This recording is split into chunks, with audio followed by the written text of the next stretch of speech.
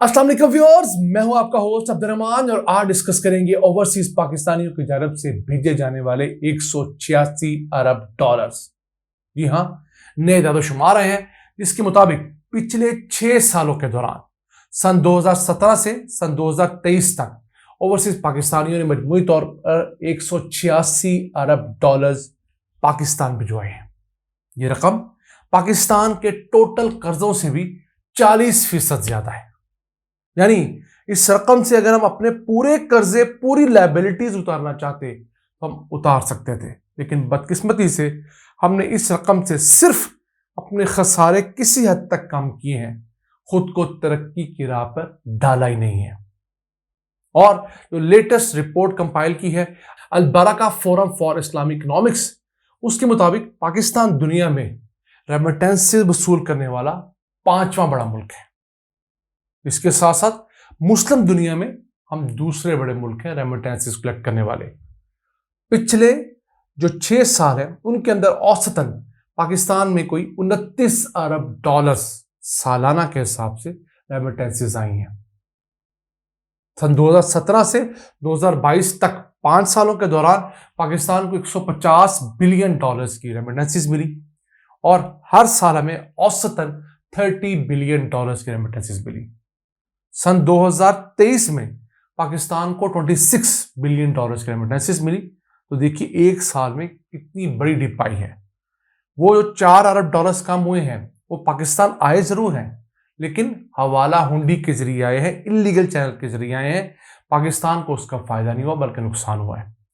इस 30 अरब डॉलर्स की औसत को भी अगर हम देख लें, इसके बाद भी पाकिस्तान में कम से कम सालाना 20 बिलियन डॉलर्स इलीगल चैनल से आते हैं। हवाला हुंडी के जरिए पाकिस्तान में यह रकम आती है। हमें फौरी तौर पर उस पैसे को भी किसी न किसी तरीके से लीगल चैनल के थ्रू फनल करना चाहिए ताकि पाकिस्तान को उसका फायदा हो। अब दुनिया के तमाम ममालिक के जो ओवरसीज लोग बसते हैं, दीगर मुल्कों में कारोबार करते हैं, नौकरियां करते हैं, वो सालाना 794 बिलियन डॉलर्स अपने मुल्कों को लीगल चैनल से भेजते हैं। तो उस फहरिस्त में पाकिस्तान 5वें नंबर पे। सबसे ज्यादा रेमिटेंसेस अगर कोई मुल्क ओवरसीज से लेता है तो वो है इंडिया, जो तकरीबन 125 बिलियन डॉलर्स ओवरसीज से अपने रेमिटेंसेस मंगवाता है। यानी समझ लीजिए जितना पाकिस्तान का टोटल कर्जा लायबिलिटीज हैं उतनी रकम तो इंडियन ओवरसीज अपने मुल्क भेज देते हैं। अब जो इंडियन बॉर्न लोग दुनिया भर के मुल्कों में बसते हैं उनकी आबादी का जिक्र करें तो भी थोड़ी नहीं है। 1 करोड़ 80 लाख से लेकर 3 करोड़ नफूस तक को कैलकुलेट किया जाता है। यानी ऐसे बहुत सारे लाखों इंडियंस हैं जिन्होंने अपना पासपोर्ट सरेंडर कर दिया है, अपनी इंडियन शहरियत छोड़ दी है, लेकिन वो इंडिया के साथ अपना ताल्लुक रखते हैं।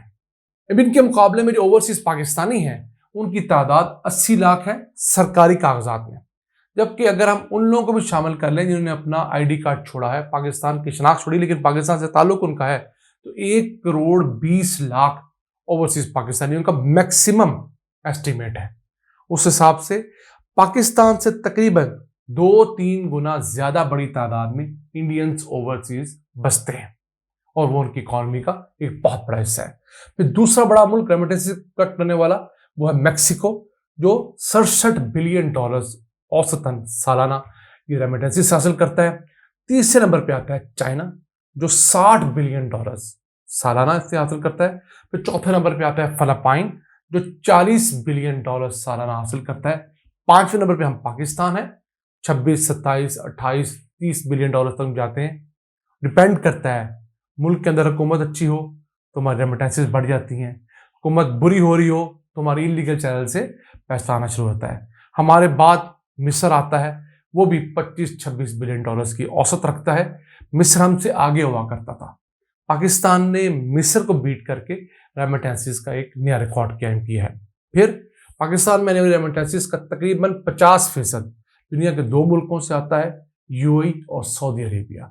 अगर हम इन 2 मुल्कों को ही फोकस कर लें और वहां बसने वाले ओवरसीज पाकिस्तानियों को ट्रैक करके उन्हें अच्छे तरीके से पाकिस्तान पैसे भिजवाने के लिए सहूलियात दें, एक वो जो पैसे भेजें उनका बेहतरीन रेट मिले, यानी कि उनको थोड़ा ज्यादा रेट दें, क्योंकि वहां बसने वाले अक्सरियत जो हमारी बेचारे ब्लू कॉलर है, मजदूर तबका, मेहनत करने वाले लोग हैं।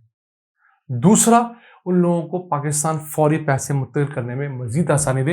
यकीन कीजिए, वहां से किए गए 2 काम और यहां से हवाला हुंडी के खिलाफ किया गया तगड़ा ऑपरेशन और मुसलसल ऑपरेशन, ये 3 काम ऐसे हैं जो हमारे ओवरसीज पाकिस्तानियों को पाकिस्तान लीगल चैनल से पैसे भिजवाने पर मजबूर करेंगे।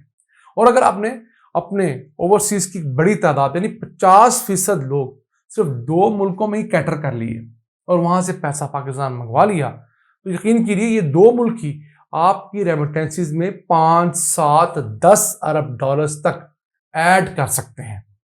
और ये कोई बात मैं नहीं कह रहा, दुनिया भर के आलमी मालियाती इदारे ये पाकिस्तान को चीख चीख कर बता रहे हैं कि हमारे मुल्क में सालाना 50 बिलियन डॉलर्स की रेमिटेंसीज आ रही हैं। उन 50 बिलियन डॉलर्स में से 30 billion dollar, 26 billion dollars legal channel से आती हैं। इमरान खान का दौर था तो हमने 1 साल के अंदर 31 बिलियन डॉलर्स की रेमिटेंसीज भी हासिल की थी लीगल चैनल से, बैंकों के जरिए, मनी एक्सचेंज कंपनी के जरिए। बदकिस्मती से पीडीएम हुकूमत के आने के साथ ही हमारे रेमिटेंसीज इलीगल चैनल की तरफ ज्यादा मोड़ हुई और वो 31 बिलियन से 26 बिलियन तक चली गई। तो अगर हम अब भी कोशिश करें तो ये 26 बिलियन डॉलर्स हम 31 बिलियन डॉलर्स बआसानी कर सकते हैं। फिर उसमें मेहनत की जाए, वहां के लोगों को थोड़ा प्यार और थोड़ी सख्ती के साथ मजबूर किया जाए, तो यकीन कीजिए 40 अरब डॉलर्स हम बआसानी कर सकते हैं सिर्फ 2 मुल्कों के ऊपर फोकस करके। हाँ, हम मजीद मेहनत करें, बाकी गल्फ के जो 4 ममालिक हैं, खलीजी ममालिक, वहां पर हमारी बड़ी आबादी बसती है, फिर यूके को, यूरोप को हम टैकल करें और अमेरिका करें, तो अब समझ लीजिए 8-10 मुल्क अगर हम फोकस कर लें तो हमारे यहाँ आने वाली तमाम रेमिटेंसीज हम कवर कर जाएंगे, क्योंकि इन्हीं मुल्कों के अंदर पाकिस्तानियों की बड़ी तादाद बसती है। इसके अलावा बहुत थोड़ी तादाद है जो ऑस्ट्रेलिया में बसती हो, या 2 लाख लोग हैं पाकिस्तानी जो कि मलेशिया में बसते हैं, तो वो तादाद निस्बतन कम है 1 करोड़ 20 लाख के फिगर के सामने। तो हमारे पास जीडीपी को बढ़ाने का बहुत अच्छा ऑप्शन है। फिलहाल रेमिटेंसीज हमारी टोटल जीडीपी का 7% बनती हैं, हम इन्हें 10-20% तक पे ले जा सकते हैं।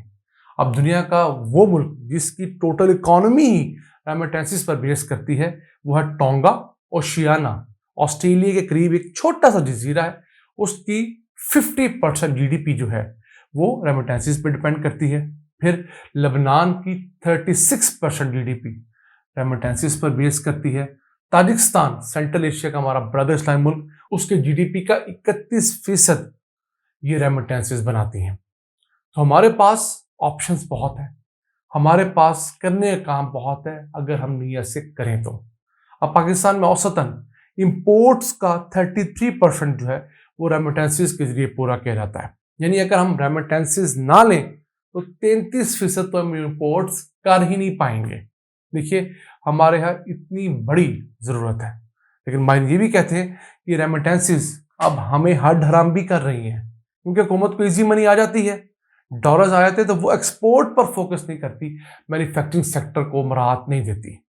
अगर ये रेमिटेंसीज ना होती तो तब हुकूमत मैन्युफैक्चरिंग सेक्टर पर फोकस करती, इंडस्ट्री लगाने में आसानियां पैदा करती, यहाँ से एक्सपोर्ट्स बढ़ाती और पाकिस्तान इससे बेहतर हालत में आगे बढ़ता। लेकिन एक डिबेट, अच्छी डिबेट है, हम कोशिश करेंगे इस डिबेट को इनिशिएट करने वाले लोगों के साथ भी इंटरव्यू करें और वो इंटरव्यू आप तक पहुंचाएं। ये था आज का एपिसोड।